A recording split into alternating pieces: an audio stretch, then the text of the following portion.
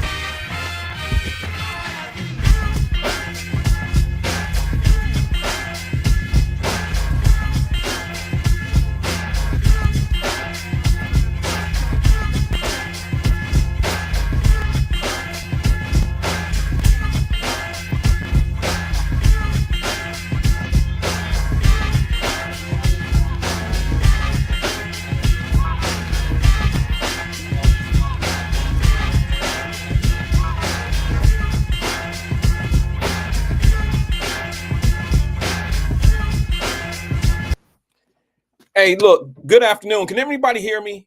I just put a couple messages up and I'm not getting any response.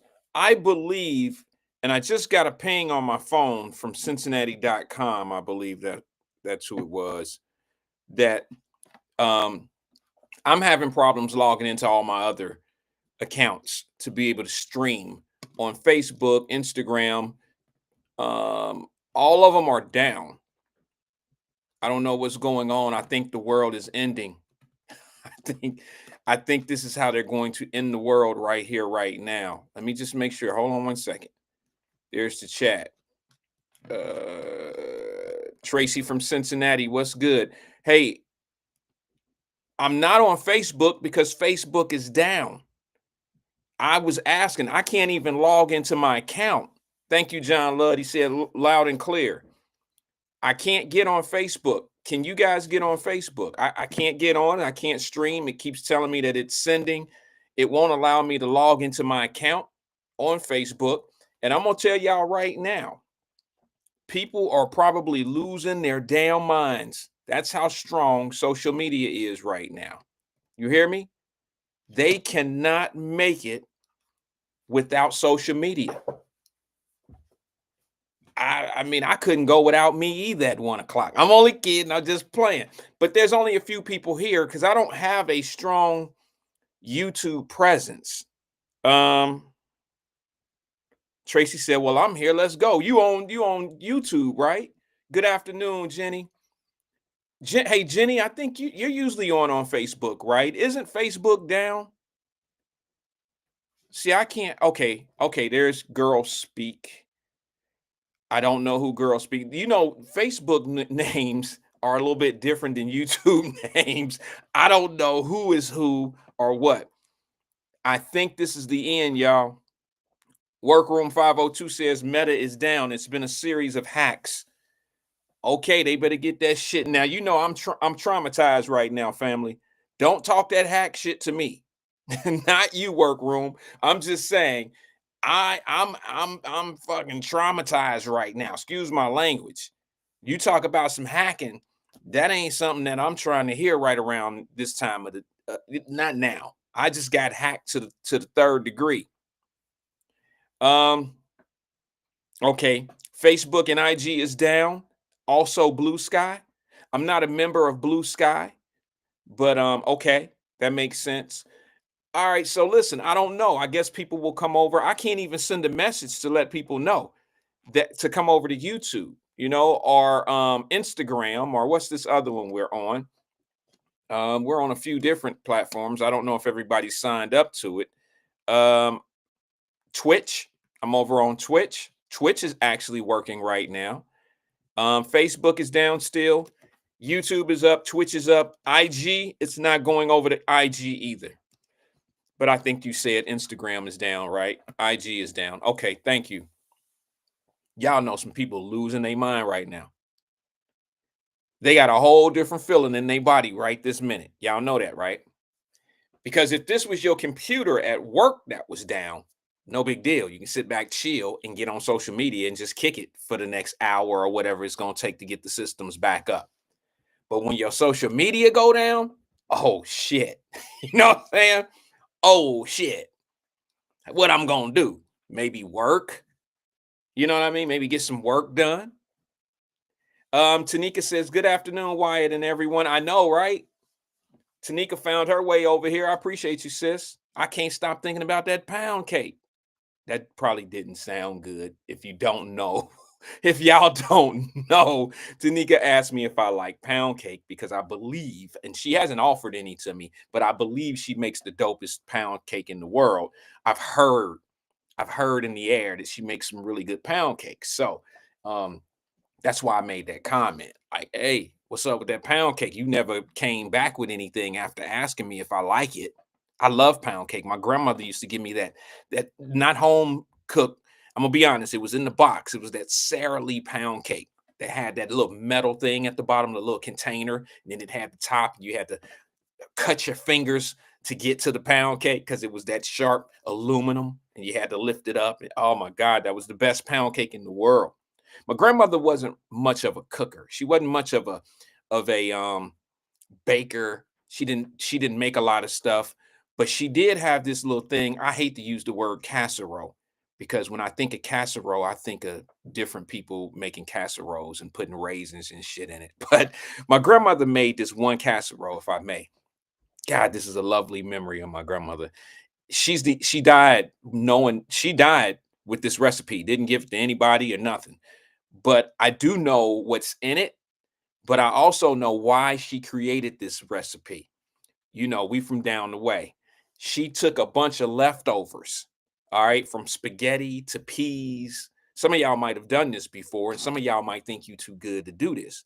But she took spaghetti, the hamburger, the meat, and stuff like that, and made it into like a, I don't even know what it's called. Like, I guess casserole, but it was like spaghetti with meat in it, with peas, with all these little, I don't know all the stuff that was involved in this recipe, but it was amazing. And I used to ask my grandmother to make that. You know what I'm saying? Every once in a while when I would go visit when I was a little boy, when I moved out, and I would have to, I would spend a night with my granny. I'd be like, Granny, can you fix some of that casserole? Can you fix some of that spaghetti stuff? And as I got older, she explained to me what it truly was. And what it was, guess what, y'all? It was a bunch of leftovers. You know how when you have a bunch of leftovers in the refrigerator, what my grandmother did, when you from down the way, when you growing up poor, we are the most creative people with life, from fixing things in the house and you know what I mean, everything, but she put all this leftover food from spaghetti, hamburger, everything all in this one thing, put it in the oven and let it bake. And it was some type of casserole, something I can still taste it to this day. It had peas in it. It's sort of like, you know what it reminds me of? I'm not a big Kentucky Fried Chicken eater because it just doesn't taste the same. Kentucky Fried Chicken does not taste the same like it used to. The original recipe is not original recipe. It's some other shit now. All right. And that's my opinion. But now it reminds me, this casserole thing that my grandmother used to make, it reminds me of um something that they do at Kentucky Fried Chicken. How they had those bowls and it had potatoes, corn, chicken. It has almost everything on their menu in this little bowl. And I don't even know what they call it. All right. I don't know what it's called, but it's some type of something crash bowl or something. I don't know. Somebody put it in the screen. But we invented that. My grandmother invented shit like that.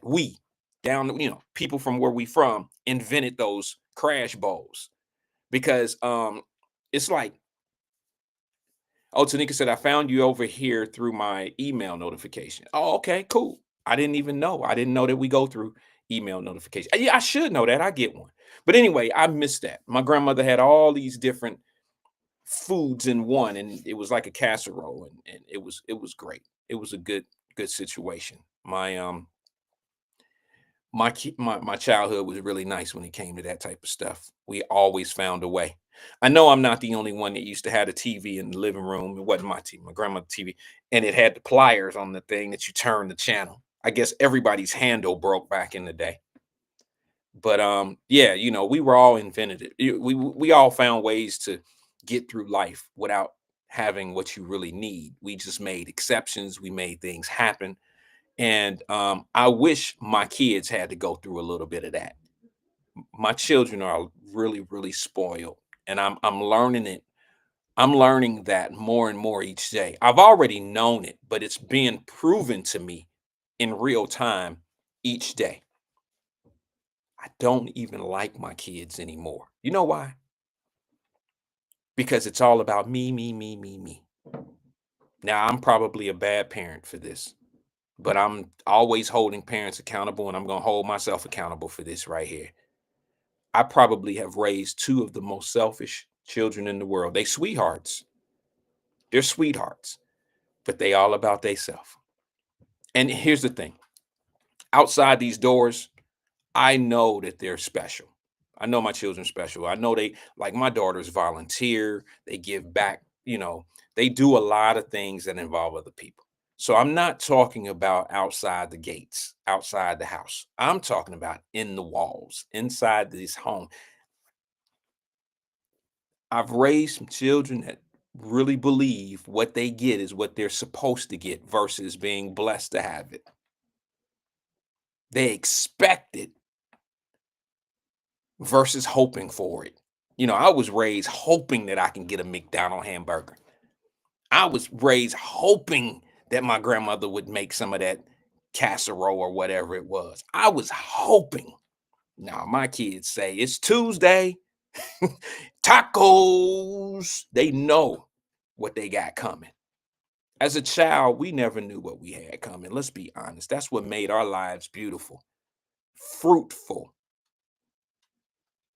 fruitful. You understand what I'm saying? Like, it made it more special when my mama would say, "Hey, I got a couple extra dollars. We about to go up here to what to Burger Chef." Y'all remember Burger Chef? Y'all remember Burger Chef? Those were special days for me. My mama said, "We got some extra money. We about to go up here to Burger Chef. We got to ball out, get you a fun attack, fun meal." You know what I mean? Those are great days. Now, shit, it's nothing special to have a night out. It's nothing special to do something for your children. It's they just expect it. And I guess I go in that category of being bad parent. And I'm gonna say this for the record. I don't even know if people watching the show right now. I really don't know because I can't tell anything. I can't see because everything is crashed right now. But let me just say this.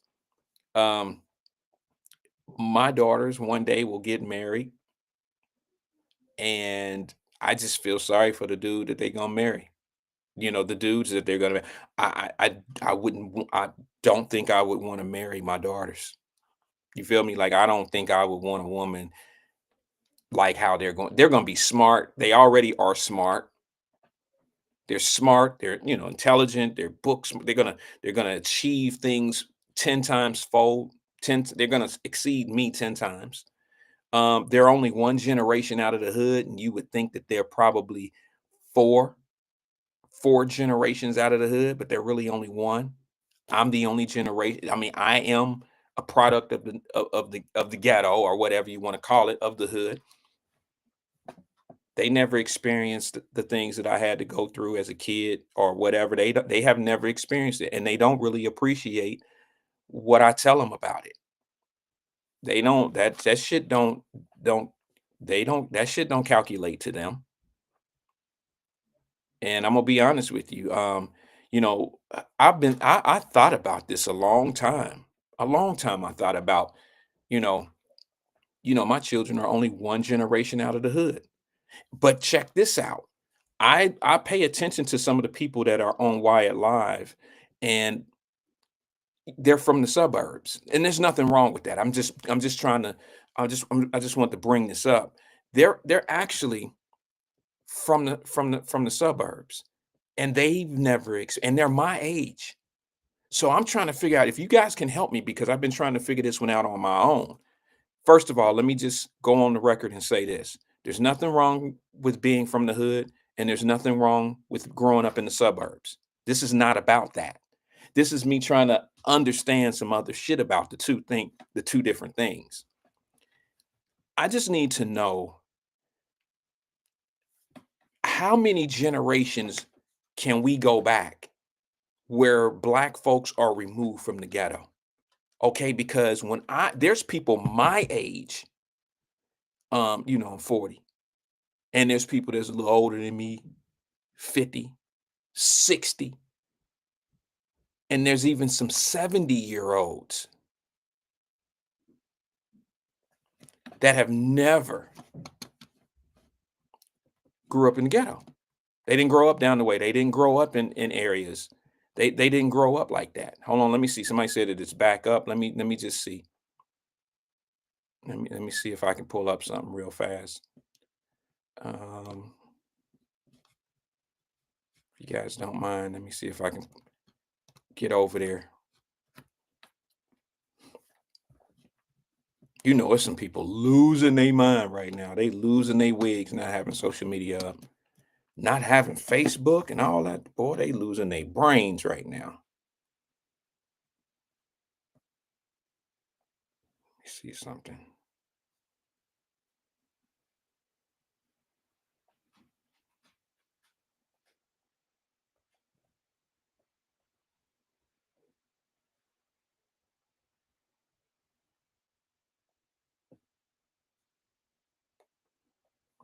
Let me just see if I can get in there.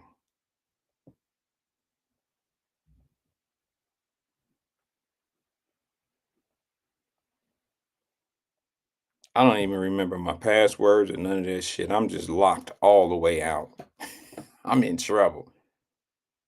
It's still telling me there's an error going on mine.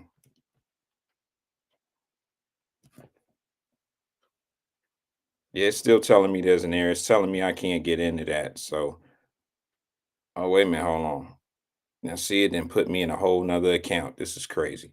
Anybody know how to delete accounts in Facebook? I mean, I have an old account and I keep wanting it keeps putting me in the same.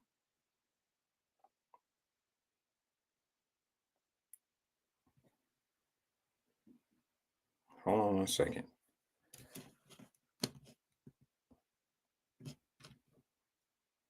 Ron Dula said one generation for him. Um, as far as being out of the hood. Well, you know what's weird about that, Ron? Check this out, bro. I'm gonna try to man, forget this. I'm trying to get this thing fixed so I can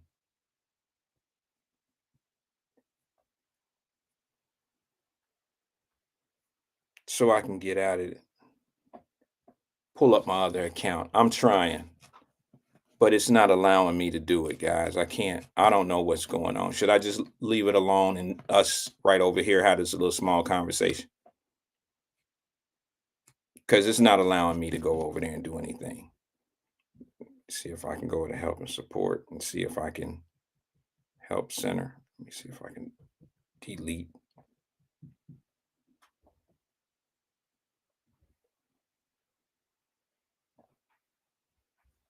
Just give me 2 seconds if you guys don't mind. I'm just trying to do something here.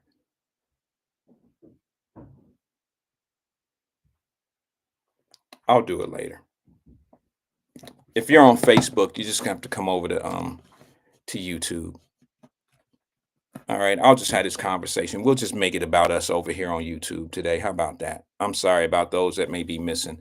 Maybe what I'll do is if you guys can, if you can get on your Facebook page right now, if you can do me a favor and just share the show over on Facebook, maybe our Facebook people will be able to see it. Can you tag me in it?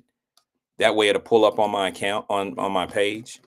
Just tag me in it. If you go over to YouTube, or excuse me, if you go over to Facebook, just tag me, and that way people will see that we're back on. And but we'll just stay here. I don't want to add any confusion. We'll just stay right here. Um, basically, what I was trying to figure out. This is not what I was talking about today. Okay, I'm going to save all the things I was going to talk about. I'll save that for later if we get back up on Facebook and all these, the other platforms on IG and whatnot.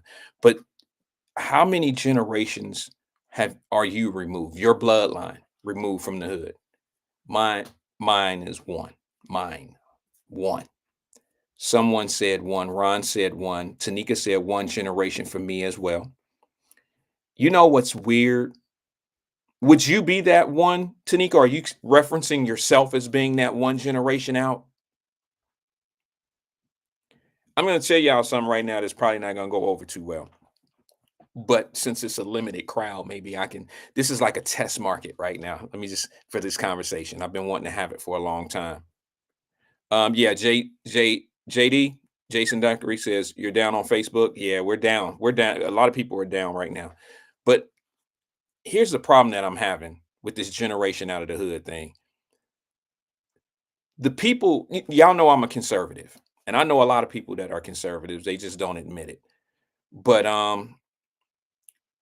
the people that I have the most problems with my conversations that are totally against my opinions and my talk and how I hold things down and what I think and what I value and my principles and my morals, the people that I have the most problems with are the people that are generations out of the hood. Do you understand what I'm saying? The more relatable person is the person for me. And I don't mean this. I don't mean this. See, Tanika says, yes, I am. I don't mean this to be disrespectful. I mean this based on my experience that I've had. Most people that are one generation away, like have been there themselves and removed themselves or been part of removing themselves by their own means, that person and I, we get along real well. They can relate to what I'm talking about. They understand the choices that you have when you're in certain circumstances. They know how to make bad choices because we all have, but they also know how to make good choices. They know how to make better choices. They know that your choices are a reflection of how you're living today. They know that. But you know who I get into it with the most? Motherfuckers ain't even from there. 3, 4 generations out of the hood, ain't never been there, used to come down to the hood and play with us. They think that's being from the hood, but they'll spend the weekend and then fly back home, back out to the suburbs or whatever you want to call it. They didn't live like we live 7 days a week, 30 days, 31 days a month. They didn't live like that. They just came to the hood to have fun. That's not growing up in the hood. All right. And what I found myself doing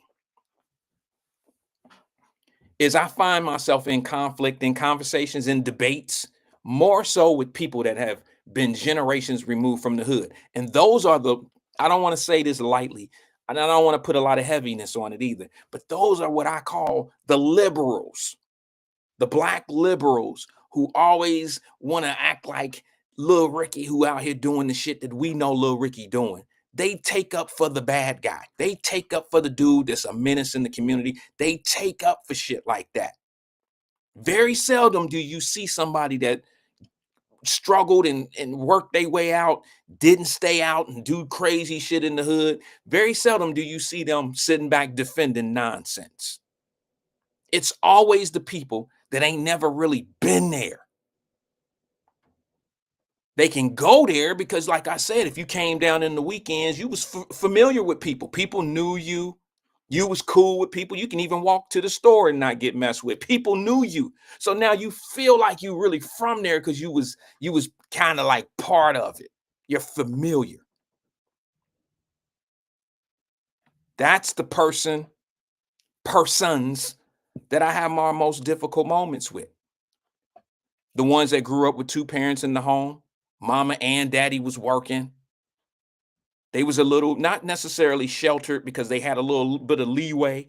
They can go out to the places that the underprivileged kids could we all could kind of go to the same places and we become familiar with one another. Those are the people today that defend the people that make a lot of bad decisions.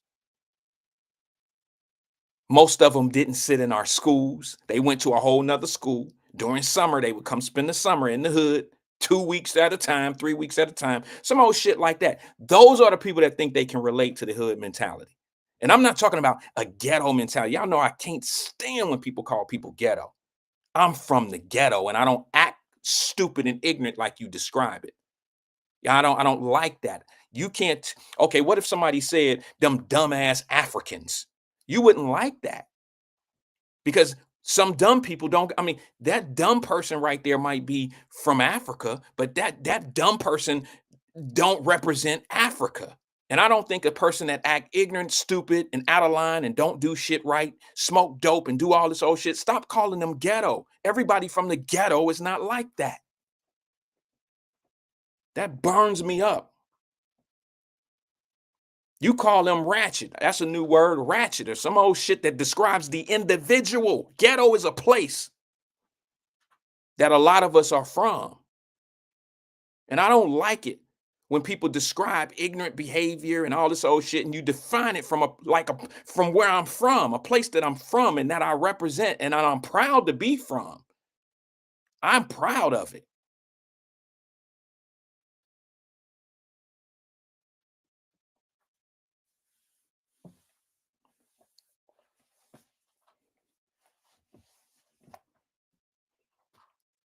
But I have my problems with mostly.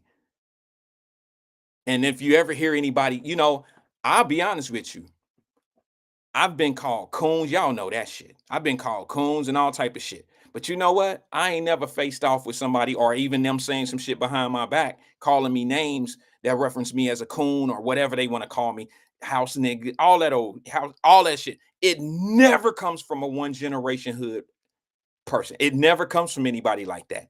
It always comes from somebody that got this social justice thinking in their mind that don't understand and never part of the decision making that we had as kids. We all knew. I had 5 best friends when I was a kid, and you can name the motherfuckers that was gonna be going to jail when we was children. You already knew who was gonna be going to jail. What relevance is that to your point, Wyatt? Well, we already knew who was making bad decisions. We already knew who was against authority. We already knew who parents wasn't really in their life. We already knew. My mama would tell me. My best friend's mama would tell him, "Nah, you can't hang with them. Tell little Randy to come over here. You and Randy watch out for each other." One of my best friends, his mama would always say that shit right in my face. No, you can't go unless little Randy. If Randy going, you can go. And my mama would do the same thing with him. Now y'all stick together. Y'all make better choices. Y'all do different shit. We all knew. But I just like to bring this up. And I wish we were on Facebook. I wish we were on a taller platform today. But I'm going to run this one by my YouTube family. It's always the ones that ain't from where I'm from and been through what we've been through that challenge my points and don't understand why I argue my conservative points of views. Because you act like a motherfucker got to be rich in order to have a certain point of view or a stance. I got more poor friends than I got rich friends, but I know deep down in their heart, they're wealthy. They're rich. They just ain't got to the money yet. See, rich is not a number. It's not a bank account to me. Rich is not a bank account to me. And I've been telling y'all that for a long time. I got some friends, some female friends that's rich in spirit. They rich. If they had $1 million, they would, you still wouldn't know. If they had $5 million, you wouldn't know. Unlike a lot of people who walk around looking rich, I can tell that they got every dime that they own, maybe a few hundred left somewhere else, stashed somewhere. But on a rainy day, they better hope it don't rain too hard, because if it rain too hard, they back on crap.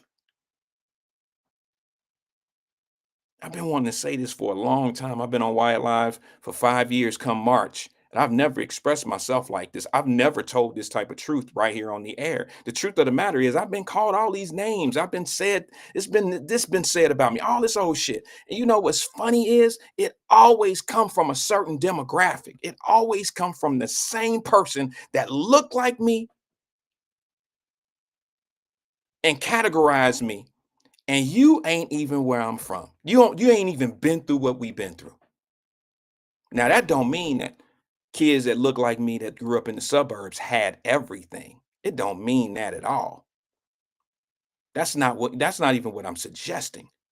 I'm saying if you're not a full-time person in this certain type of lifestyle, then you can't understand why decisions are being made. You probably don't even understand why parents allow their kids to just be all they can be and do whatever they want to do. You don't get it.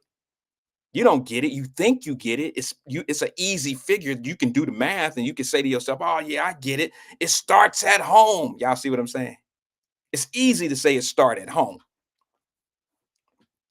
It does. I say it all the time. But those same people that agree that it start at home will still make up an excuse for the parents that got the kids out on the street that's doing the dumbest shit and making bad decisions. They will still defend the kid that's making the bad decisions, the parents that's allowing the bad decisions, the parents that are going to the baseball games and football games and acting a fool, smoking weed, shooting crap and shit, all doing all this old fraud shit in front of their children. They'll check the guy that'll bring it all to the attention, but they won't go check the parent. They won't check them. Like I told you, bro, they ain't going to knock on no parents' doors. The black pie, the blackety black, they not knocking on parents' doors because they know what's there waiting for them. Instead, you'll be a part-time, fake-ass savior to a child. That's just my opinion. I ain't here to please everybody's ears today. I'm just getting some shit off my chest. That same kid you know out here starving, your argument is, well, little Ricky hit him and he stole his money because he's starving. His little boy ain't eating at home. He ain't even sleeping at home. He's homeless. He's this, and that. You trying to save the kid, but you won't dare go to that kid. You ain't going to that parent raising no kind of hell. Why is this kid not going to school? Why is this kid living on the streets? Why are y'all homeless? What's going on in the home? Why are you at the nightclub and your kid is at 13 years old out here with 20-year-olds? Why are you letting this happen? Y'all ain't challenging the parents.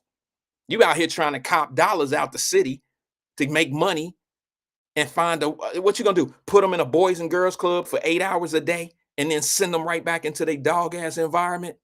Yeah, that's what happens. That's exactly what happens. I'm a product of it. I watched it.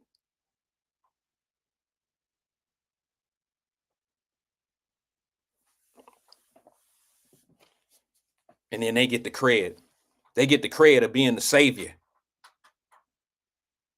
of the community.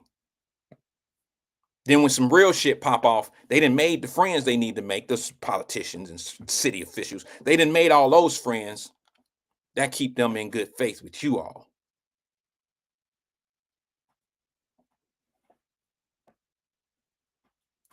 Yeah, Angela, I'm just thinking out loud. She said, I'm not following. You know, I think today is one of them days where I just had enough. You know, the other day, let me just say this. The other day, y'all thought I was talking about someone, which I wasn't talking about this individual specifically. But some of the things that I said could be pertained to this individual, this person who no longer watches the show, who goes on other platforms and calls me things like albino. You know what I'm saying? Call me. See, it's funny how these are the same cats that talk about racism and they talk about being shitted on by white folks all the time, but they have no problem putting down their own man, their own guy. They'll call us names. I'm a light-skinned dude that grew up in the projects and was called white boy and was degraded for my looks. The same shit that white people would have done to me if I grew up in their neighborhood. I'd have been a nigga. I'd have been all this old shit, monkey. I'd have been all the shit and got it from my own people. Go figure. The irony of that.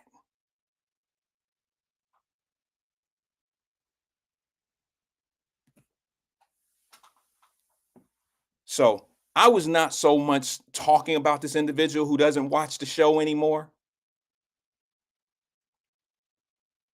And if I talk about that individual, you'll know it because I'll say his name. I'll say his name. Unlike him being brave enough to tell me how he feel on my show. Just tell me how you feel, brother, and just move on.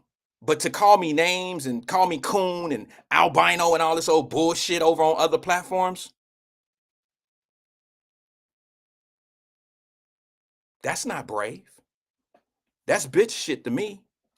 Like, that's some whole shit to me when you go over somewhere, you say, and I ain't do nothing. See, here's why I caught feelings in that shit. I'm openly telling you that I caught feelings in it. Not in the kind of way like, oh, I'm broke up, I'm losing sleep. I lost feelings in it on myself because I paid a motherfucker way too much respect that didn't really earn my respect. I was showing diplomacy. I was just being respectful because I'm a man.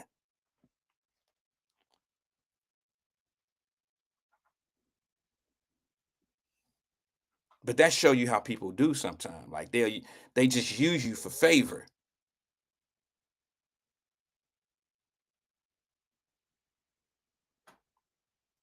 And they want to be on the winning team. It ain't nothing worse. This is gonna be something stupid. It's gonna be something stupid. But I have an analogy. I don't like guys. I don't like people, specifically guys, because they bandwagons, they burn the candles from both end type people. They talk shit behind your back just to fit in.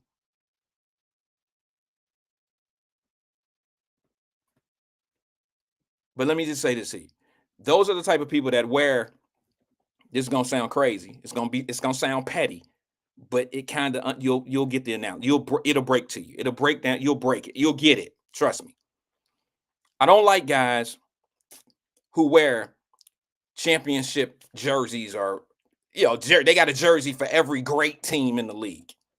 And then when social media pop on and it's time for them to put a jersey on or a hat, they got the winning team on. You know what I mean? This is how we are, the Cowboys. We the Lakers. We the Chiefs. Pick a team, dog. Pick a team. Stop trying to be a winner every time somebody else wins. Can you just pick a team? Do y'all understand what I'm saying? I don't like when people going to be on the winning team all the time and they don't have a spine or a backbone to stick with the team and build. I don't like that. That's just me. Once again, fellas, ladies, I'm thinking out loud.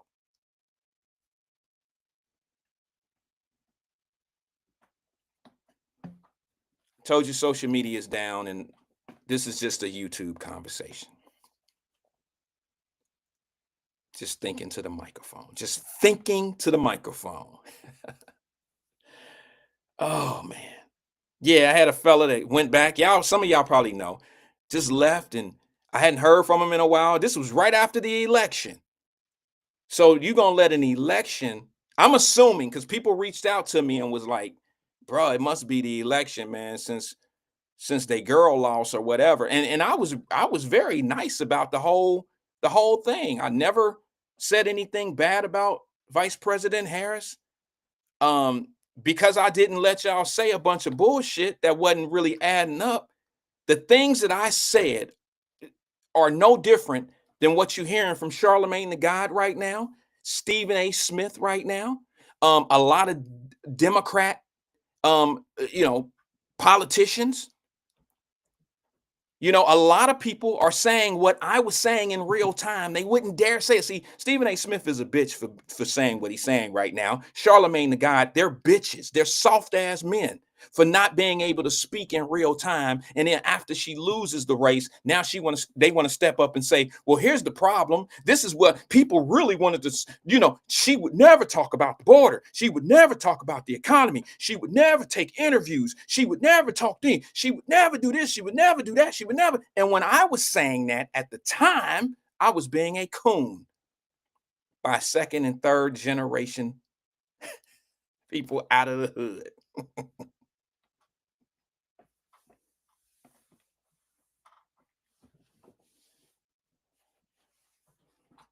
Imagine that. But now, Charlemagne the God, brave, he can step up and say things like, well, this is what left me. Look at how the money was being spent. You didn't say nothing about the money being spent when the shit was being spent in real time. See, that to me is groupie behavior. That's groupie behavior. You know what a groupie is? This is what I mean when I say groupie. I've watched stars, local and away stars, have yes men around them. And I've seen stars F up a lot of money. And I've seen them buy all the treat for the lunches, the dinners, the hotel stays, the car rides, all of the fun that they have out of town, the jewelry buying. I've seen the stars pay for everybody's stuff. Never accepted any gifts from any of the people that I know. Never.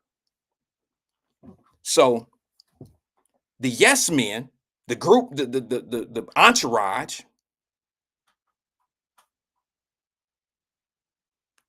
they're yes men. And what I seen them do is not say anything in real time when they see this young man fucking his money all the way up, buying jewelry, not paying taxes, buying dinner and lunch and breakfast for everybody, paying for all the hotel rooms, paying for everybody's fun. That's what I'm saying to you. Paying for everybody's fun. See, the yes men are always attach themselves to that type of situation. They're not friends. A friend will tell you to slow down on the spending. A friend gonna get on your nerve when you're doing a bunch of dumb shit. Do you understand what I'm saying? A friend gonna tell you, he gonna tell you what's going on. A friend gonna let you have it.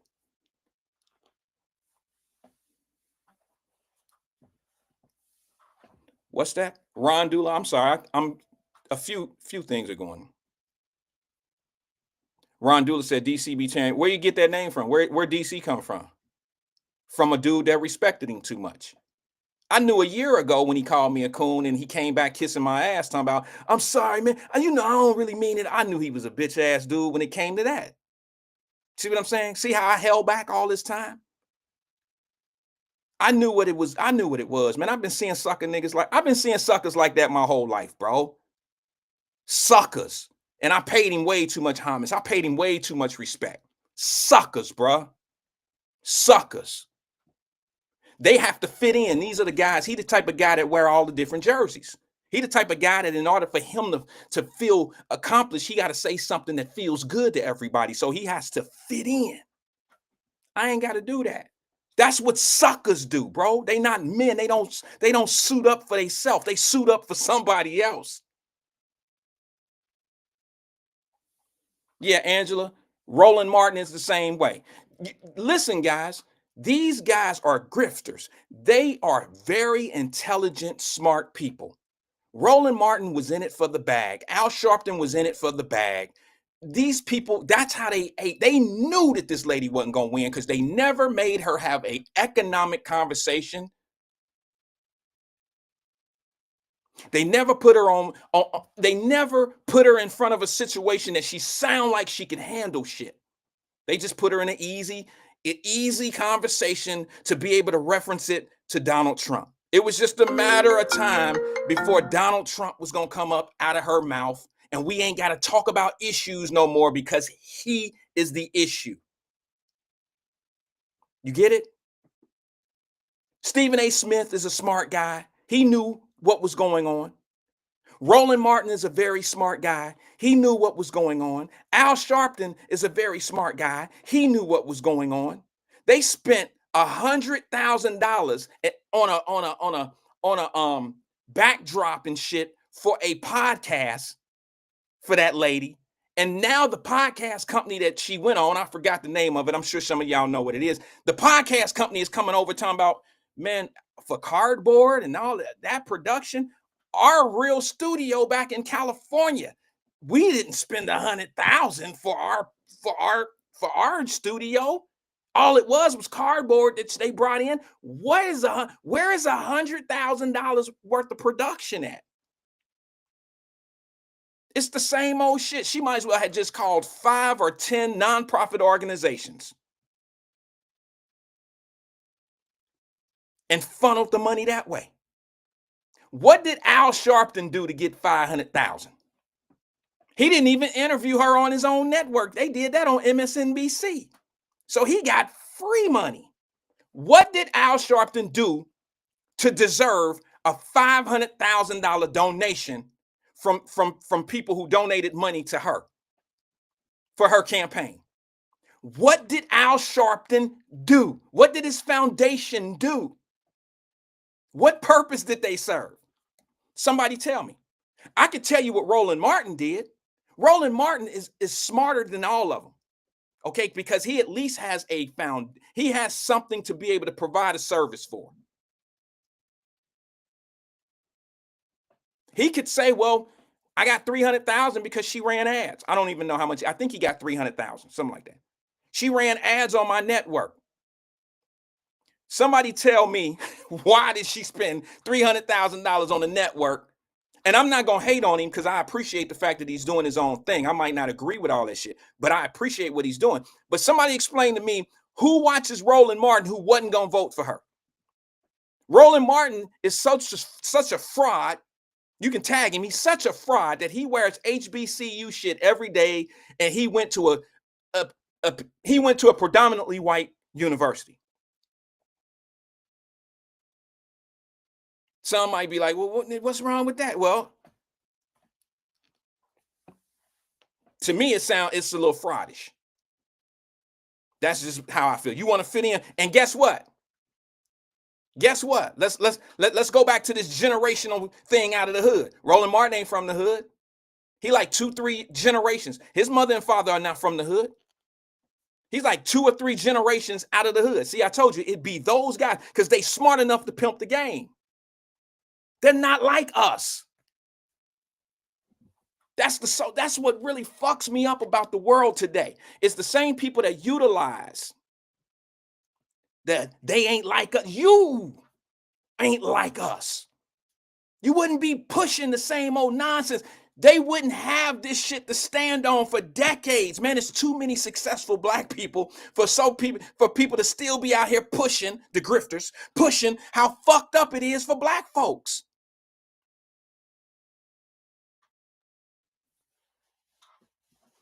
Joy Reid, not only has she never been from the projects, she's one generation American.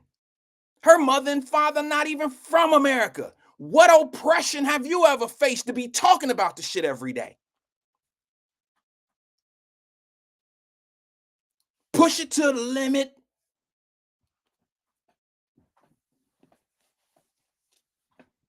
And if you really want to know the truth, of why Al Sharpton is even on MSNBC, it's because MSNBC paid him to be over there before he had a show.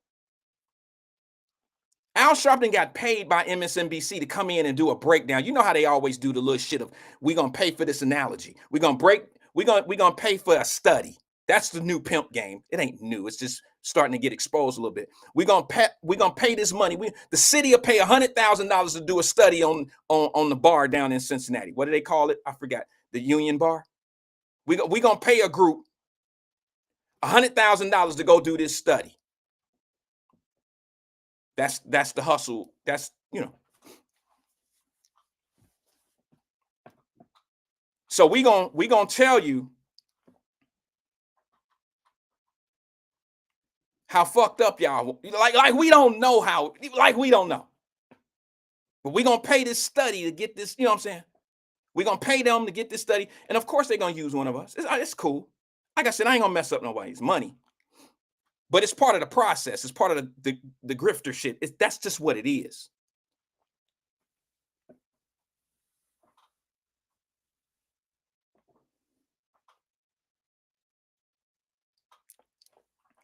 Listen, I ain't had a dude grow up with me call me a coon yet. I ain't seen no. Guess what? People that grew up down in law homes, Lincoln Courts, that know me and seen me, skin my knees up down there, watch me get my ass beat downtown, do the shit we do, play tetherball, full square, and all of those shit. Watch me run, do all the things we were doing. Not one of them have ever come on the air and said, bro, you changed. Not one of them have ever, you know what? One, Kathy Rogers, all of them almost had me in tears. Kimiko, all of them. I've lost a few friends because they died. But none of them have ever come on here and been like, bro, you on some bullshit. What are you talking about? I only get that from motherfuckers that's generations removed from the hood. Now, that might not be, like, you might just be one generation from the hood, and I might be lying right now in your mind. You might not ever agree with what I'm saying. You just here for the comments or something. I don't know. But none of my buddies, none of my friends ever came on here. My sandboxes have ever come on here and was like, bro, he be on some bullshit, bro. This shit, what he talking about, bro? He a coon. They don't do that because they understand the choices. They had to make the same choices and decisions that I did and everybody that's from where we from did. And we all knew who was going to be going to jail because their ass was already in 2020 when we was kids. But I got to deal with the dudes who want to feel special by making me seem less than. I got to deal with the dudes that want to fit in. They want to wear the winning jersey every weekend, so they change their jerseys up to the winning team. So whatever the conversation may be, they want to wear that jersey of that conversation. And if what I'm talking about don't fit that narrative, then I must be a coon. I must be no. Brother, if you ain't seeing it by now, I've sat back and I watched a whole, what did I say 4 years ago, when that new council came in? Look at Ron Dula. Pay attention to this, brother, because you was here. You was listening to me. And I'm sure others were, but I know Ron Dula. I don't know a lot of these names on YouTube because if you're on Facebook, your YouTube name and Facebook name may be different. I don't know you. I don't know the difference in the names. But I know Ron Dula. I know who he is, and he's been here, and he heard me say this. Remember when city council won and they won all their Democratic seats and it was black folks? And I said, I'm glad I'm happy for you. Genuinely happy for you. But watch what happens when these folks have to make business decisions. I can't wait to see how they ruffle each other and beat up on one another, because these people that y'all voted in are going to make the best decisions for the city more so than the people. Your feelings ain't gonna matter. Ron, do you remember that? Do you remember that, Ron Dula? Do you remember me having that conversation and I said, watch? Now what are they doing? Fighting Mika Owens, fighting the mayor. I told y'all this was my favorite mayor. Remember? When Aftab got voted in, I meant that shit. You know why? Because in his acceptance speech, he did it in a bar that wasn't black owned. He did it in a bar, and I seen all the left winging white folks behind him. I know how they get their money. I knew who that win was really for.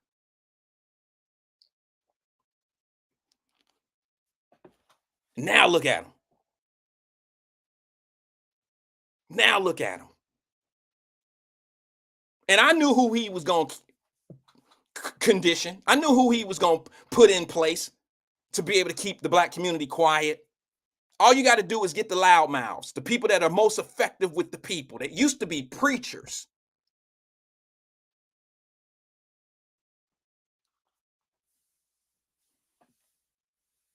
Angela said Mika done crossed the line with the Evan Nolan pick. Probably so.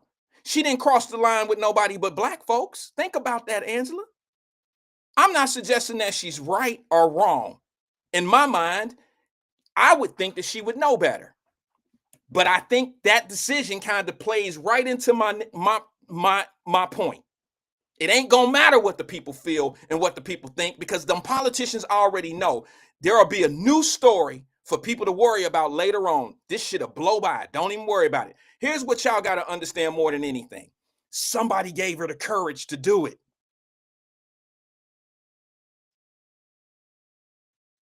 Do y'all understand that?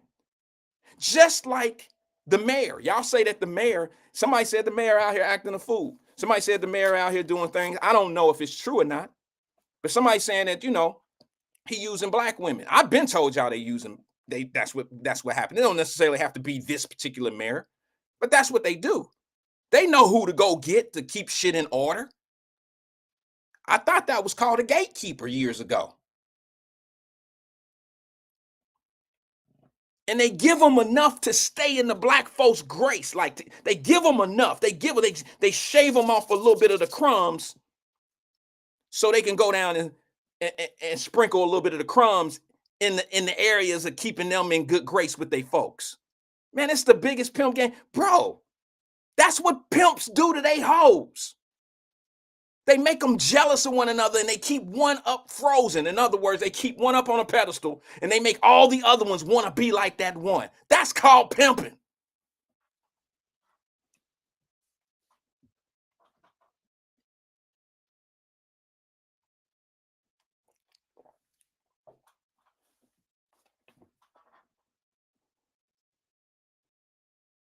And now the only thing that's happening, the same people that call me names and call me coon and say I'm against the Democrats and all that old shit, whatever they want to say about me, that's fine. But they can't say that I didn't tell them the truth. They can't say that everything that I said was going to happen. I'm glad you got who you wanted. I'm glad they got this. I'm glad they're doing that. Now let's see what they do. And I bet you when it's time to make business decisions, they're going to put the business over the people. This shit is playing out like I told you. You know why? Because Cincinnati is about 10 years behind everybody else when it comes down to certain shit. And believe it or not, you can check my record. I've been around. Cincinnati is not like some place of a study for me. Cincinnati is my home. My adult experiences really came from other places, more advanced places. And I don't mean that as an insult. I mean it like I've seen this movie a few times in my life. Cincinnati just happens to be the theater now.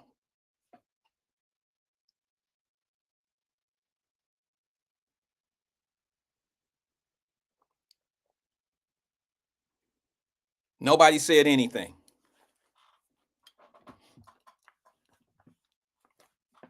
Charlemagne the God running around here telling everybody on any platform that'll listen.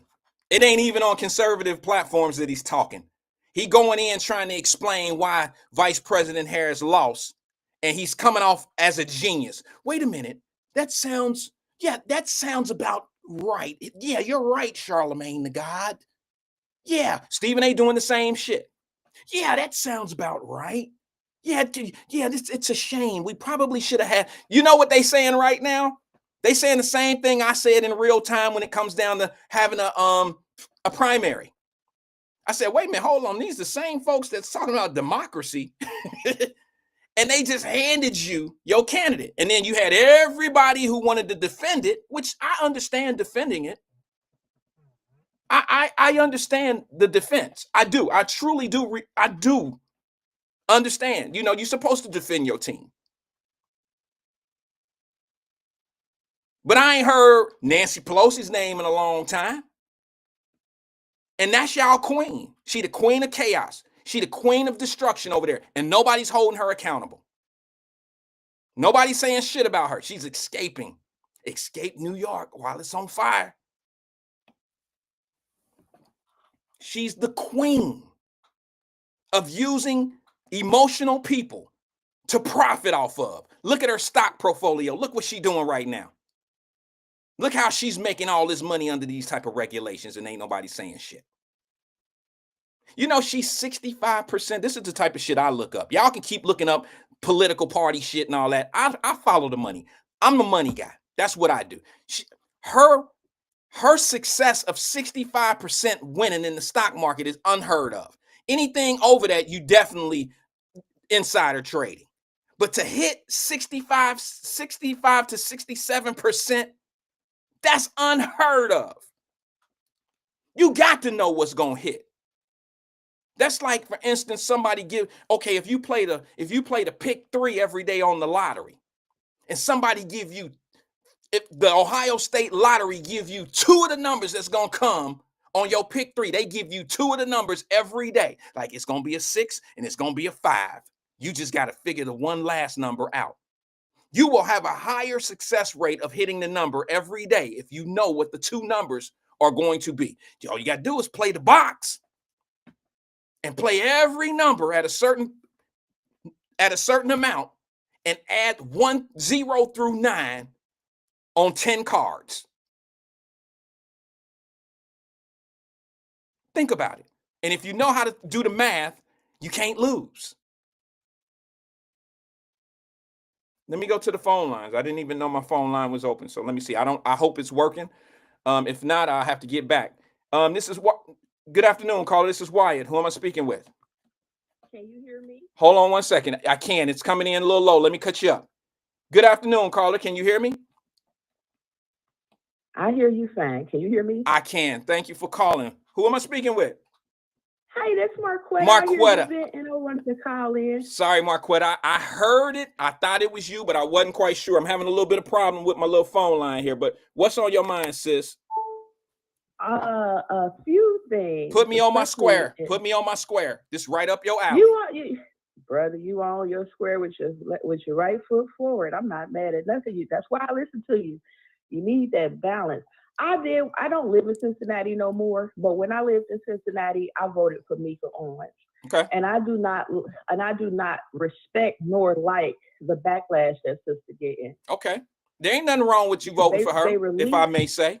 I don't have no problems with that. I voted for her because her focus, and when I've heard her in response, like I don't listen to Mr. Ware show no more, but I did listen to her on there. Okay. And I don't understand why people not looking at what she said she's doing. She put in $50,000 into people who was being evicted. So to stave off eviction, she's been working on that. She's been working to get the data points down for violent youth offenders. That's important. But don't nobody care about that. All they care about is she didn't hire a black man. But when you read over her, because none of that other shit matter. I mean, it does. You know what I'm saying? It does. It's more important than any other shit. But I'm just saying, none of that really matters.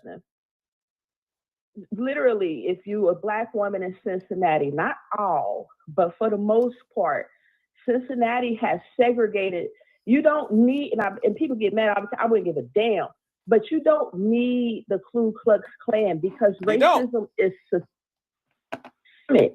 You don't need a white person there to hold you down. Redlining and gentrification and slums and not being able to afford housing because of low income, that's racism. That's basically baked into the country. But you don't need that to say whatever people be trying to say about oppression. You know, I noticed also Marquetta, when on the that, mayor. sorry, sis. I'm sorry. I just got to ask you a question about that. You know, I'm getting older, so I'll lose my thought. I had a birthday the other day and I turned 40, so I'm getting older. So I got, who said something? But listen, sis, I got a question about that. When you say that, what did you just say? Because I need you to repeat. What did you just say about low income housing, and that's the built-in racism? Can you repeat what you just said so I want to hear that. So people like you just said, people knows how to emotionally trigger us so that we respond emotionally. Okay. We don't look at the history of it. Okay. When the mayor came out and saying, listen, as a city government, we have to take responsibility for the fact that we raised the Kenyan bar and pushed those people out of over the Rhine X amount of generations ago. That still impacted generations later. Okay. Because if you ain't got housing and you scrambling for housing, it takes a few generations income-wise, credit-wise, for you to have enough credit under your belt to own a house or to get property. For a lot of people, they never recovered. So you've always had a transient renter in a low-income status. So in Cincinnati in particular, people be trying to act like Cincinnatians are so rich. The fact of the matter is the average salary of a Cincinnatian is $42,600. Okay. For Black women, that's less, especially if you have children. So that group in particular are at risk for being evicted. Housing that's that's not quality. Slumlords can come into your community and just dominate it. They don't have to maintain the houses. The city, because they want to retain the landlords, they'll give them tax breaks or they'll give them incentives to keep them there, and they don't have to keep up the quality of housing. To me, having somebody like Mika Owens in place, who, I've been seeing the silly ass comments, grown ass 60 and 50-year-old men sitting up calling this woman past face and makeup face, and but you ain't got a problem with a man in a dress. You ain't got a problem with a man with eyelashes and makeup, but you want to sit up and cap on this sister because she didn't hire a man. But when you read through her notes, she said, I'm going to hire Evan because he's good for my party. He's good for me as far as fundraising. He's good for the political party that I run with so that we can raise funds. The other people, she said, they're not going to be ready on day one. They're hard to work with. She gave all of these reasons, but all of that got thrown out the back because it wasn't a Black man that she hired. But where was they qualified at? Well, if they were so qualified, why didn't they run? That. And why didn't they make it in the running in the first place? And where are you within the city to support a political party to put that Black man in a position of power? Most of these people that's talking don't live in the city, don't pay taxes in the city, won't visit the city. I feel you on that. But now I got to ask you a question. I got to play devil's advocate. I love you. I love what you bring, the energy I bring. I love you too, bro. I love your comments. I love everything about what you say. Now, that don't mean we agree on everything. You and I been having this conversation. That's right. But I love I admire the drive for what you try, what you're saying. But now I got to ask a question about something that you just said.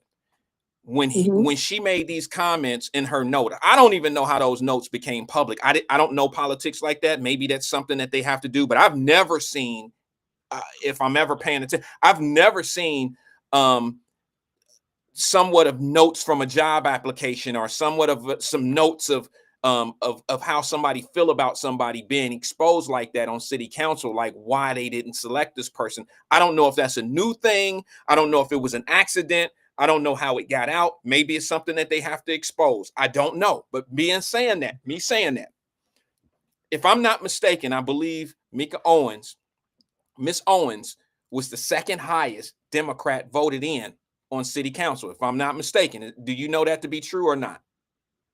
I don't know. Okay, from my understanding, sis, she was the second highest vote getter. Now, with that being said, my question to you is, what gave her popularity? Is it because she's been in the communities doing things? Has she been overwhelmingly in the community and people seeing her as a true leader in the community? And that could be. Was it the fact that she was a black woman and had that, she was able to be seen as a black woman, and you know what I'm saying? And that gave her some leverage. So has she benefited from being a minority woman in the city of Cincinnati just on identity? Did she get elected on identity politics? Did she? And if she did, that means that she advanced herself off of what she is now trying to eliminate. And I could understand how people would have a problem with that. Do you understand where I'm coming from with that? Yeah, I hear you, because I definitely voted for her because she was a black woman with pink on. Okay. So now I definitely voted for her because she was a black woman, and I seen her at the NAACP voters forum on Facebook, and people asked her directly kind of what was her focus. So after I identified with her by ethnicity and gender, I listened to her, and she doing what she said she wanted to do. Okay. Which was the housing. That's the key thing. To me, my issue, housing. Now, I saw her notes on national media. So it was I think it was USA Today that I was reading about her notes. And what they were saying was, you're going to lose this black majority. And we don't. And they was real particular. Oh, you broke up. They said they don't have a gay black man. Repeat that. You broke up. The phone broke up when you said something. USA Today was very particular about the power dynamic in Cincinnati City Council losing the black majority. They said they wanted another gay black man. They were very particular because they said Reggie was gay and black, so he clicked both of those boxes. With her not hiring one, a black man, and two, a gay person, that limited that stronghold of minorities on city council. Again, I get what you're saying as far as identity politics, DEI hires, and all that stuff. It's dead for that. I hate to be the ones to tell people we're going into 2025. You got the world's richest man about to come into government, and he's gonna slash most things with automation. I don't think we really understand how far we are in the future. Well, it just tells you, let me say something about this. It says a lot of what I've been arguing for probably a decade of my life. And what I used to try to do with young fellas when I would try to, mentor and this and that. My thing was all about trade schools and getting an education to be able to do something with your hands, or finding something to do that gives you some type of, trade background in doing something. And the reason being is because I knew the technology was going to replace us one day, and it wasn't going to be enough to just go to high school and graduate and then go get a job at a factory. That wasn't going to be enough. Though it's already gone. And I think the people who I see that I call fake leaders like Al Sharpton and them, they fight the wrong fight as far as I'm concerned. And they always fighting for this, what they want to call equity, but it's the wrong kind of equity. You see, and that's just my opinion. I think that we should be fighting for other things. But they really fighting for themselves in their positions. That's why they had their nonprofit organizations. That's why you can send them $300,000 out of a campaign and they don't really provide any service for you other than just being on your good side. That's what that shit is. But my point is, those are grifters. Those are people that are getting paid on the arguments and of the backs of our black folks that really put the work in this country. All right. And I'm just telling you that if you want reparations, go fight for the real reparations. Stop asking for reparations of a check from the government. It's not going to happen. That's not going to happen.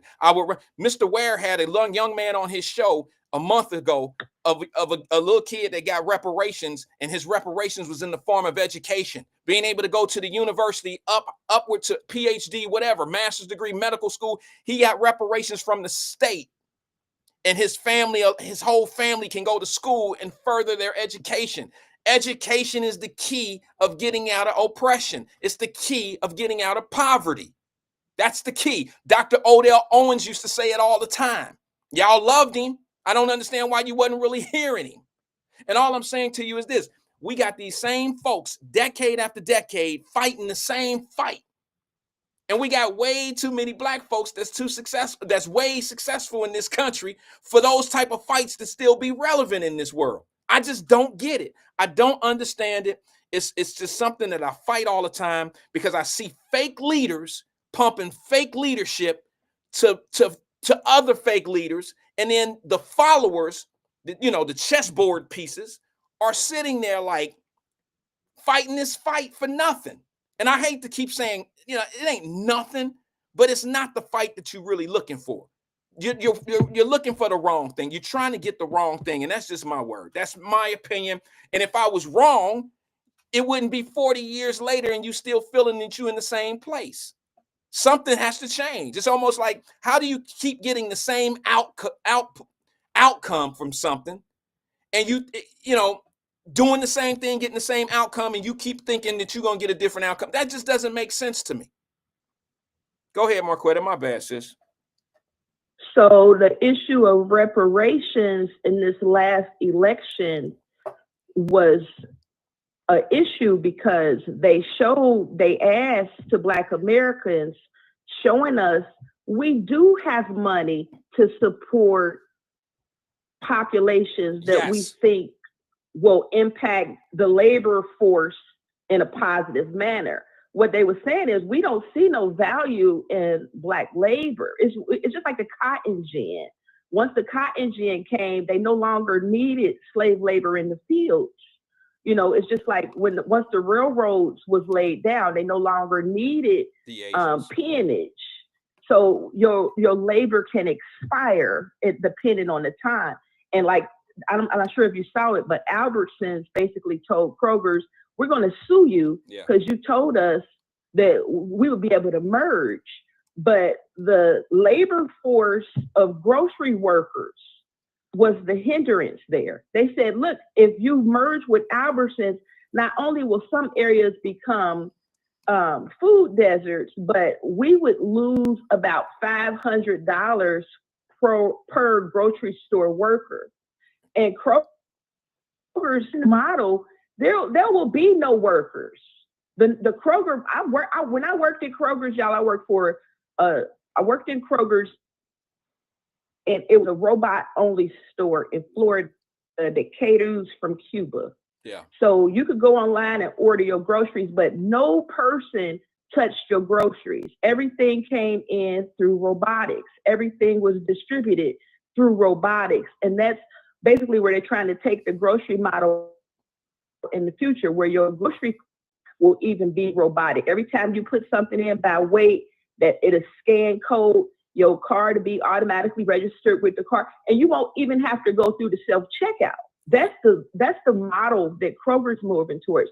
For Black Americans, like I said, it doesn't matter if the government is going to give reparations the way we see it or not. It's always going to be an issue, because that is part of the reason why we're not educated. That is part of the reason why we're not housed. Like the guy, Jordan Neely, that got killed by the white man up there. If he would have been immigrant, he would have had housing. They would have gave him a counselor. They would have made sure he had the food kid that died. Was ethnically identical. Meaning the young man that was killed. You're talking about him. Right. Right. Not only did his parents fail him, but his city and state service failed him, because he had been arrested 47 times. He had tried to kidnap a 7-year-old. He had knocked the 80-year-old woman's occipital bone out of her face. He needed help, but because he was not a migrant, and New York was giving preferential treatment to migrants, he fell through the cracks in the community. Listen, man, I don't want to hear nothing about. No, here you go on that point. Because 3 years ago, on that point, let me just say this. Let me say this to you, brother. Go ahead. 3 years ago, a woman was sexually assaulted in Pennsylvania on a subway for 40 minutes. Did nobody step in and do nothing? She said she was raped for 8 minutes and people just took out their phone and, you know what I mean? Mm-hmm. You there? Yeah, go ahead. I'm sorry to interrupt you. I just had to get that out. No. You said that, yeah, a lady was raped on the subway for 8 minutes and people took phones and this and this and that. Nobody came to her aid. Nobody came to help her. And all I can say to you is this. If, like you said, to your point, if that young man that was killed on that subway was a migrant, an illegal migrant, he probably would be doing better right now with $350 a week in food vouchers, housing. And he might not have been down on the subway doing what he was doing. And it's weird. You know, I think, Marquetta, the biggest problem that I had 6 months ago when I lost my wig, when I was talking and going crazy, is for a year, maybe a year and a half, I've been showing videos of city council in Chicago. And these same black folks that's mad about everything that's happening to us seem not to be mad what's going on with how the government is treating migrants over black folks. And I'm talking about closing community centers, shutting down schools, telling us that they couldn't keep them open because they didn't have the funds. And then they find $51 million a month to be able to facilitate illegal immigrants. And I didn't see Al Sharpton or Joy Reid or any of our so-called black leaders step up to the plate. Stephen A. Smith, none of them. Charlemagne the God, none of them. None of them said anything about how black folks was being mistreated and being looked over by, you know, these immigrants, illegal immigrants were being treated better than us. One of the things I found But you know what tripped me out is how people be trying to clown Chicago. Clown it. You should. I be seeing the comments. You know, Chicago as a whole didn't flip red, but there is a movement. No, it didn't this Chicago, election, but it's led by people in Chicago. Hey, wait a minute, hold on. It might not happen overnight. Yeah, I seen some of them comments. People said things like, and they said that Chicago was going to be red. And look, that's a lie. But look, you're talking about a blue state. But if you look at the vote count, it wasn't as strong as it used to be. And if you look at what's going on, it is changing. It just, you can't say because some of those little outskirt counties that turn red, since Chicago didn't so say, that nobody was on point with what they was talking about. Because here's what they got to understand. A lot of California didn't turn red either. But a lot of these states that are blue, the reason why they blue is because of the workforce. It's not just, listen, black folks got to stop thinking that they the reason why everything. You're not the reason why states are blue. You're not the reason. You might be some of the purpose, but you're not the reason. And the reason why I say that is because a lot of these people who are running these businesses, and remind me of this, a lot of the people that's running these businesses, they vote blue and they donate to blue because they need you in their workforce. And I remember people arguing at me some time ago, talking about it's really the Republicans. It's the Republicans who want all these illegal immigrants, illegal immigrants. That's the Republicans. Don't nobody really want to say it, but no. And how I can prove that is who's talking about getting them out of here versus who's sitting here talking about they ain't going to fight. They're going to fight the government. They ain't trying to get rid of the immigrants. They want the immigrants to be here. Who's been arguing on the behalf of the illegal immigrants the whole time they've been here? It's been the black folks who have been disenfranchised by the illegal immigrants. And it's in those cities, those sanctuary cities, that they're having these problems. When I brought it to my platform, Marquetta, it fell on deaf ears. But you don't hear Joy Reid talking about it. You don't hear Roland Martin. You don't hear Al Sharpton. You don't hear none of these people. Personal, Brother Wyatt. Yeah. Cannot listen. They have chat and they have told you on more occasion, you can't convince me. I don't care what the news say. You've seen it. Oh, yeah. When I told them that the impeachment inquiry had opened up, they said, "You're a liar. It's a lie. She a lie. She love white men." Our people have. Let me show you a good example. I saw you. I was at work, but I was watching a little bit of your show. It was a 19-year-old young woman found dead in the park. Yeah. Now I would never wish that on my worst enemy to get a phone call to say your 20-year-old daughter has been found shot dead in the park. Right. I wouldn't wish on my worst enemy to get a phone call that say your daughter who lived in Witten Terrace, who was pregnant, was shot and Right. killed. Right. My friend's son was just found on Alaska, shot dead. I wouldn't want that for my worst enemy. I wouldn't want for my worst enemy to wake up and find out that they 11-year-old they sent to the park to play got shot and killed. Right. I wouldn't want for my worst enemy to find out that their daughter's head was cut off and it was a malady. Our people ain't mad about that. No. Our people don't care nothing about that. So we dumbed down. We are numb to our own pain. We care more about Hunter Biden being treated with some respect, even though his daddy, I got a girlfriend that's a lawyer right now, and her nonprofit is to get Black males in particular out of prison who have served a constitutionally allowed time. So they're serving extra time because of Joe Biden crime bill. They don't talk about that, sis. Come on, man. They won't talk about They it. don't talk about that. Come on now. You know they ain't gonna talk about that shit. And it's because you can't get you can't trigger emotion out of that. We're told that's proximity. That's normal. Right. Black people kill Black people. Did you see the Department of Justice come out and say that the Memphis Police Department was operating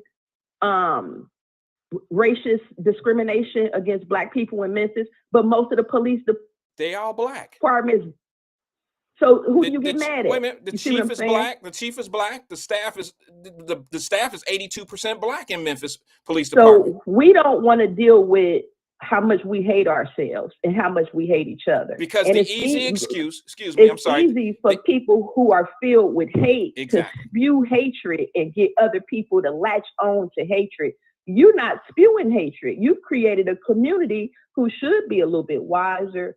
We should know how to invest our money a little bit more. We should be able to look through politics a little bit better and see our own interests because you're feeding love. Well, you're not looking for hate. I'm just saying. No, I feel you. And I think what happens is when you're like I have a lot of passion for it. So when you told me before in this conversation, you said, brother, you got to stop taking it so personal. I can't help but take it personal. Now, I don't let people that just don't have anything to lose or that I don't really respect. They can never get under my skin. But the fact there are some things that really bother me. And I don't like pump fakers I don't like pump fakers. I don't like people that try to sell that they love Black people so much, but they don't have Black people, the real concerns. They will shout up and down when a white man kill a Black man on the train. That's all it takes. No evidence, no reference of reason. None of that really matters. They just need the visual of a white man doing it. That's it. But in your own community, and this happened in New York, but in your own community, you got little Black girls the age of my daughter laying out in the woods dead by gunshots to the head, and they don't say a fucking word about it. Explain that to me. Let me say this to you. I need for your audience and you to think back. Do you remember Stephen Hill? Yeah. WCPO newscaster? I do. For those who don't remember, Stephen Hill, newscaster, he was on WCPO. He played like he was a mentor to 5 Black boys. Now, I raised Black boys. They will tell you, I don't want that. That's for girls. Don't do that. I'm a boy. Right. I'm not doing that. That's for girls. Right. Little Black boys do not play about their gender and sexuality as young as 5. They will check you. Don't kiss me in my mouth. You a man. How dare you touch me? Like a little Black boy will check you. That's right. A regular heterosexual, and that's really a bad word for a 5-year-old. But I'm telling you, you can't. I don't think that you can turn a kid. I don't think you can turn a man gay. That's just me. I think that being gay is an internal thing. I think that you have to be attracted to it. I think you can convince a child that it's a normal situation. There, you can manipulate a child, but I don't think you can turn a guy gay. I don't think that. That's just my personal opinion. So this guy, Stephen Hill, put on a wig and called himself Don. And he took, I think it was 4 out of 5 of those little Black boys home. And for about 3 years, he was molesting them, telling them that Don was a woman. Keep your tied up, because this is just between us. Don is a woman. He had 18 videos of him assaulting those children.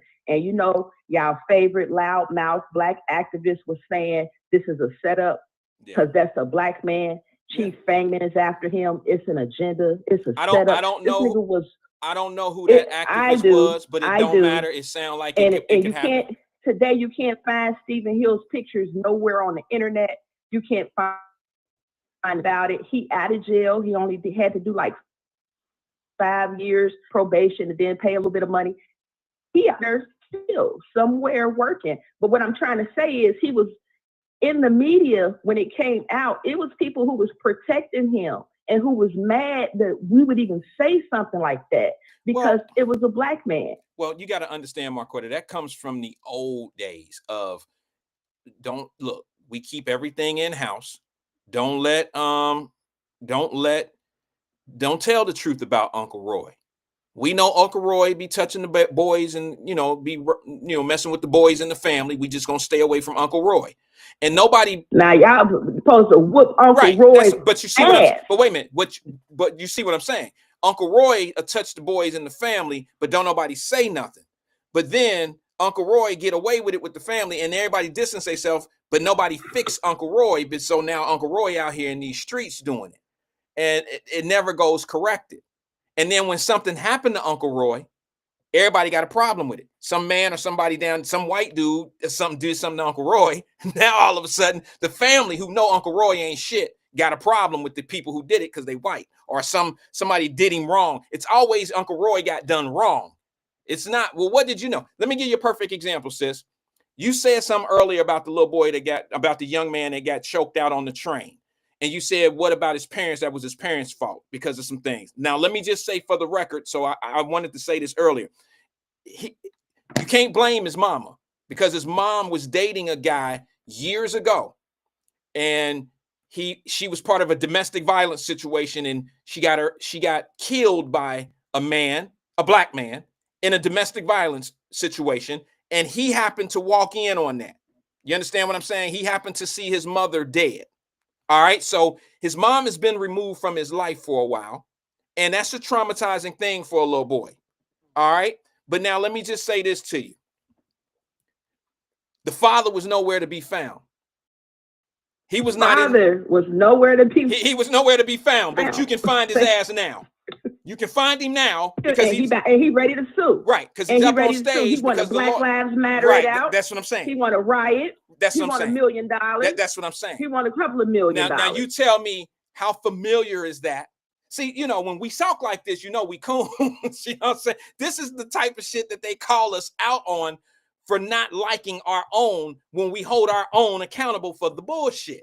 That's all this is. And then they'll say, well, he this and she that, and they don't like black people. No. Who is they? You know who the question. You know who the theys are. You know who look, man, I got a dude. They won't live in the city that they complain about. You sitting up talking about a city you won't live in. You can't grocery shop in. You don't even know people who actually live in the zip codes that I'm talking. Like when I go over the Rhine, Miss Pat, who was stabbed to death, and her 11-year-old adopted daughter was stabbed to death, and her adopted disabled son was stabbed to death. I know them. Yeah. I know Miss Pat. If you can't eat and you ain't got nothing to eat, you can call Miss Pat. If you ain't got Christmas gifts for your kid, you could have called Miss Pat. If you ain't have school clothes for your kids, you could have called Miss Pat. And Miss Pat will put you in line with this organization, or she knows such and such, or she got that. He killed Miss Pat. He stabbed Miss Pat. She ran for city council a few years ago. You don't hear no outrage, no concern. The motherfuckers, they don't even talk about. Miss Pat was literally the mayor of over the Rhine community right there in Stanley Row and Parktown. All of the mothers and the men who don't work, they knew Miss Pat as a resource. She was like a grandmother and mother. The other older lady who got killed a few months before that, see, they're not concerned about the people. They want you to be mad about white people. And if anybody's been listening to me talk for the last 20 some odd years, I've been trying to point out, as you have pointed out, the government is filled with criminals. That's why they need Elon Musk to do the audits, because where's these trillions of dollars at? Why do our cities look like third world countries. Why is there not adequate housing in 2025? Why are you still dealing with vermin, roaches, rats, ceilings collapsing in on you? Why? And who do you tell? And see that whole, we don't like black people. We don't want black people to, we are in trouble. Anti-black racism is real. Jordan got killed because people saw him as a thug. That we've allowed people to put out Jews. When I talk about the Jews, she don't know what she's talking about. She Jill Stein. You idiot. Build a third party and stop complaining about the party that you in. Power in a black Democrat. Look where we are in 2025. Look what they've done with our civil rights struggle, in our name, our images. Now, in order for you to be a Democrat, you got to be down with castrating kids. Little girls getting double mastectomy, little girls getting hysterectomy that aren't medically necessary, sis. little boys getting puberty blockers until they decide if they're a girl. No, I mean, sis. and this is who you think I'm supposed to care about what they say about me? Well, that's These the stuff. caliber That's the motherfuckers, stuff. That's one, like I always tell you, they can't employ nobody. They can't get nobody no housing. Well, but I'm sorry, go ahead. No, what I'm saying to you, those are the conversations that they don't want to have because there's no defense to it. That's when they start bringing up the shit about Trump. Okay, that's when you have to start redirecting the conversation. All right, that's why I used to say, why are you talking about Trump so much? Why don't we have real conversations about what's going on? And then that's me defending Trump in that corrupt up ass mind of somebody's. That's not me defending Trump. That's me saying, hey, we got other shit to worry about. We got real things we need to be doing. They worried about Project 2025 and all. Listen, listen. That's why they went to Joe Biden. That's why they went to BET and been plugging Project 2025. That's why they went and paid Taraji P. Henson, and they didn't pay Beyonce, all the rest of them, to redirect our real concerns. They want you to be concerned about some things that don't even affect us. And here's the problem that I had. And there's some local leaders. I always say this just to be sure that everybody understands what I'm saying. There's local leaders, and they say shit like this. That Project 2025 thing did a lot for a lot of people. It opened up opportunities for them to do book, signings. It put them in a position of authority to certain people. It made them look like pillars of the community because they was holding community meetings. Don't vote for him because it's a Project 2025 thing. It just put people to work. It put people to use. I'm talking about people that wanted to be relevant in the community. But what they never really actually said, I've heard one person say it, and I'm going to leave his name out of it because it wouldn't be fair to give him the praise, but then not hold him accountable for the bullshit that he did too. But he clearly said, well, Project 2025 is not really pointed towards black folks. It's just some of the things that's in it won't benefit black folks. And what really should be said is some of the things in Project 2025 don't benefit the underprivileged in this country. It don't benefit people that are underprivileged. And that would account for black people and white people and Asians and Mexicans and whoever else in this country that are living below poverty level. Because, when we start having these type of conversations of low income housing and low income and all that old shit, when we start having those conversations, sis, certain minds think black people and black people only. And to me, that's just ridiculous because there's more there's more poor white people in Cincinnati than there are black people. All right. And I don't understand why people always think that everything that's bad or low income or marginalized, all that shit references to black people. Because guess what? To prove my point, there is a disenfranchised group of people in every country. And if you go to Asia, there's rich Asians and there's poor Asians. So what do you say to the poor Asian in Asia, in China? What do you say to the poor Asian that's in China? Is it racism or was it decisions? Was it oppression? What put them in the poor category? And I'm not saying that we don't have our reasons why we should be there, but a lot of us that stems from my conversation of being, how many generations are you removed from the projects? How long can you use the projects as your crutch of why shit ain't working out for you? You understand what I'm saying? Because I just don't understand why we continuously have this same argument, and you got multi-millionaires in this country that look like you and I. Do you understand what I'm saying to you? That had to go through the things that most may not have had to go through, but it's achievable. You can do it. And we always hear the gloom and doom, the failures. You know what I'm saying? We always hear about the things that's not working out. And what I didn't respect during this whole election process is people didn't really want to hear the truth. They just wanted to hear what they wanted to hear to feel good. And there's people, Marquetta, that used to call this show. They didn't call, but was engaged in this show, and they don't even watch it anymore. And I was very respectful to them. And they go off and talk about me bad. They go off and talk about me bad because they lost the election. And you should be happy they gone. And you should be happy they gone, because who won't? And I told you about that. Who won't a two-faced? Because that's how Kabaka got killed. You think you running with somebody and they running with you and y'all on the same team, but behind your back they plotting on your murder. You want to know who your enemy is. I'm glad they exposed themselves. I'm glad that now you know who you got enemies in your camp. And it doesn't matter what the truth is. They done told you on more than one occasion. We don't care what the truth, we don't care. You can show them news articles. You can show them an economics report. You can show them wait a minute, hold on. graphs. I hear you, sis. You don't think for the year and a half that I've been showing them the city council meetings of Chicago, all that truth, and the truth is Al Sharpton never went. Nobody ever went that always talking how bad black people got it by the government in this country. None of them. And for a year and a half, I've showed you city council meetings. I showed you people outside going crazy.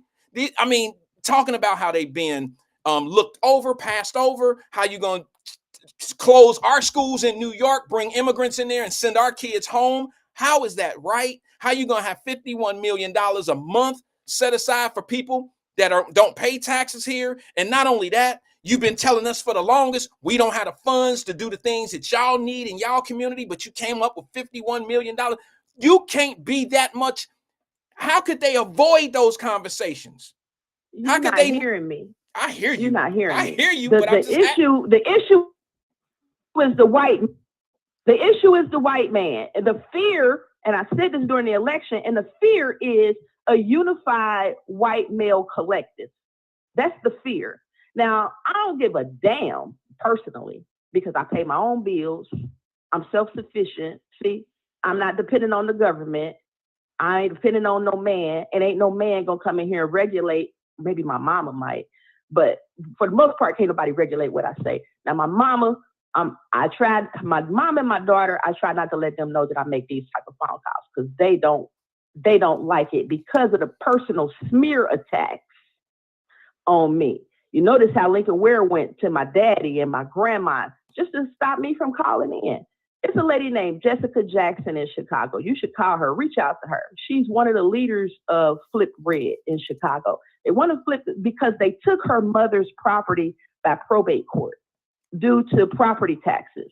And even right now, he can't get his budget passed because the city went into debt for the migrants, $1 billion in debt. So he's trying to recover. Let me get 160 million. They say no. Let me get 30 million. They say no. And so Jessica Jackson is saying we need those seats to change from blue to red because y'all doing us wrong and you robbing us. I don't care about that. Now, if Mayor Johnson was a white man and they were saying that, it would be people, they white oppression, this, that, and that. All politicians are crooked and criminal. But I just wanted to call in. I don't want to take up too much more of your time. I listen to you. I be at work. When I get off of work, I turn on my YouTube and listen to you on my YouTube. Appreciate it. But I would just tell you, I've been a lone wolf for years. Our people are mind control. You say the same thing somebody else can say, but it's about the celebrity and how that celebrity is leaned into, the woe is me. I'm not saying that and you've experienced it as well. You can be born in poverty, but everybody trying to get here. Once you learn to read and do a little math, you can make it. Yeah. You can make something of your life, even though you might have to pour yourself extra hard. You can get to some money. Marquetta, they know that. The ones that yell the loudest about how it's messed up, they know it just as well as we do. That's just them to be in a good spot for people. That's it. They know how it is. They absolutely know how it is. I used to make that same argument. You got people dying to get to this country, literally dying to get to this country. They're willing to break a law. They're willing to get here and just try to make some shit happen for themselves. So, I'm trying to wonder why these folks aren't going to the same people that tell us how bad it is. Why aren't they down at the border trying to keep these people from coming in? Like, you sure you want to come in here? This is the worst place in the world to be. They just don't want us to see any progress under a because it's not about him being a dictator. Democrats will never see power again. The country is bleeding red because people are, whether you think it's important or not, a man is a man and a woman is a woman. You back government start coming in and telling 2-year-olds they chase. When you at Cincinnati Children's Hospital, they running these tests right now. When you back government is telling people we don't know what or a woman is, and you sitting up talking about some, well, give them their rights and they respect, but you can't respect Mika Owens. You talking about protect Black women from Hulk Hogan, but you can't respect Mika Owens because she wear makeup and she got on pink, and now she's supposed to be the enemy of Black people because she didn't hire people that she think was experienced enough for the role.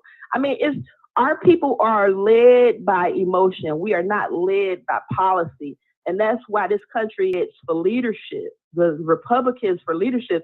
The Republicans already know the Democrats ain't gonna never have no local or they already know it's over for the Democratic Party. They will stick.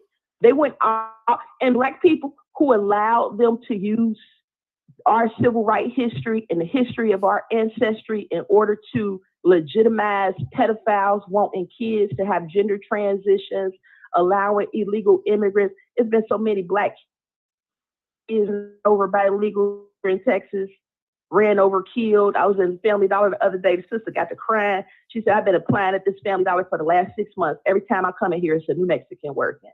I can't get a job. Her and her daughter just left the store. Well, those things do not matter. She started crying about it. Those things, unfortunately, don't really matter. You got to be careful what you say and all of that, because if you say something like Blacks are losing jobs, the Black jobs, then that's a trigger thing right there too. Now we're not going to worry about the issue. And then they've been underreporting the job. I know. They've been underreporting the job count. Well, Black unemployment is actually up, but again, you can't. Unless you put a white man into the mix, and I said this when Barack Obama was president. Black Lives Matter was born under Barack Obama. Absolutely. He didn't empathize for Sean Bell. He didn't empathize for Oscar Grant. The best you could get out of him for Trayvon Martin was that could have been my son. Yeah. But he didn't put anything in law. And they don't care nothing about law. They just used us but the point that I'm trying to get to you is get used to being the only voice in the room, because we're brainwashed. We're mind controlled. We've been taught to hate each other. We're the only group that others benefit off of our self-hatred for one another. We literally give Jews and Zionism the money that they have. Leor Cohen, he's the ruler of YouTube music and rap music, and he decides what dope heads you're going to listen to that's going to teach your kids about promethazine and getting up to 500 pounds and sitting on the couch. That's who get him that record deal. You know what I'm saying? We don't have Barry Gordy's, nor we don't have them. Even Scooter Braun bought QC Music from P and them. We don't have no control over our own programming. And then, like you said, the people who are in our media voices paying, they're gonna say whatever needs to be said, not what's in the best interest of your community or what's in the best interest for you, but what's in the best interest for them as an individual. And I'll keep going. Keep doing your things. A new year coming. There's going to be more stories. Don't worry about a hater that fall off. That's just one less knife in your back. One less two-faced, coward-hearted motherfucker you got to worry about. And keep pushing, because you're empowering other men who know what you're saying is the truth. You got, you got brothers who ain't mind control. That's in control of their own destiny. They need to hear from other men. And women need to hear strong men. Yeah, we have to quit we have a lot of us grew up without feeling a man's hand and touching a man's hand or hearing a strong. When my godfather came home from work, dinner ready, and everybody better shut up and go in their room. Right. I don't want to hear it. Ain't nobody, and we don't have type of masculinity in our community. We don't, like, I hate to keep pointing to it, but Kabaka was a strong masculine figure in Cincinnati. They killed him, and look who we got left with. You see what I'm saying? It's not men that's around saying you got to exercise, you got to be able to run a mile, brother. You know what I'm saying? You got to be able to lift something. You got to be able to take care of that sister. Kabaka was my friend. He wasn't I'm not an activist. You ain't gonna never catch me with a sign outside nowhere. I don't do that. Right. But I No, I knew that, brother. But I see strong men. We need strong male voices leading us and directing us and kind of pointing things out as a man. Okay, and I'm done. I'm listening. No, I remember him as a kid, believe it or not. I remember him because he used to come over to the basketball court in Laura Holmes all the time. He was about my uncle's age, and they hung out like as young guys. They hung out, and he was always that way. He was always the dude that stood up for the guy that, like, if somebody was getting bullied or somebody was getting talked to crazy, he'd be like, "Hey man, you ain't got to talk to him like that, bro. You know he ain't gonna do nothing to you. That's why you talk." He'll check the bully. You feel what I'm saying to you? He was always that type of dude. So, I mean, I ain't have no interactions with him because when they your uncle age, I come from the era of I didn't really hang with the older kids. So, I stayed in my place, and that's how the OGs were back then. They didn't really want the young boys around them. So, I remember him. He was one of those dudes that would check the bully. You feel me? That's what I remember most of him. I wasn't really the dude that would listen to him on the radio. I didn't listen to a lot of talk radio and all that stuff back then because I understood the play just like I understand it now.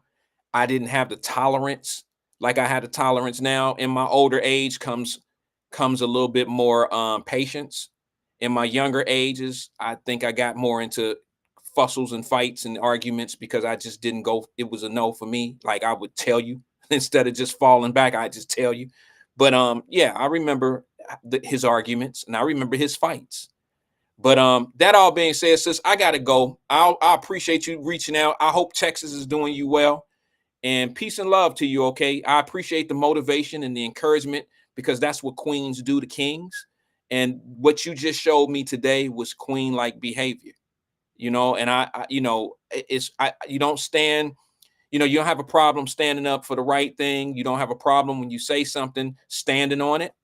And, a person like me respect that more than anybody that just sit back and agree with people just so they can fit in. I don't respect people like that. I don't like being around people like that. I don't like people who tear things down and don't bring anything good to replace it.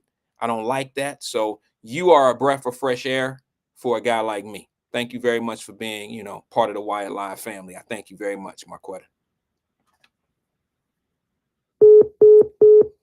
Folks, Facebook was down. All the social media was down. I didn't even think we was going to get through this one. So all my YouTube family and my Twitch family, I really do appreciate you all coming in today and giving me a little bit of your time. Peace and love. I'll see you guys tomorrow. Same place, same time, right here at 1:00. Holla at you.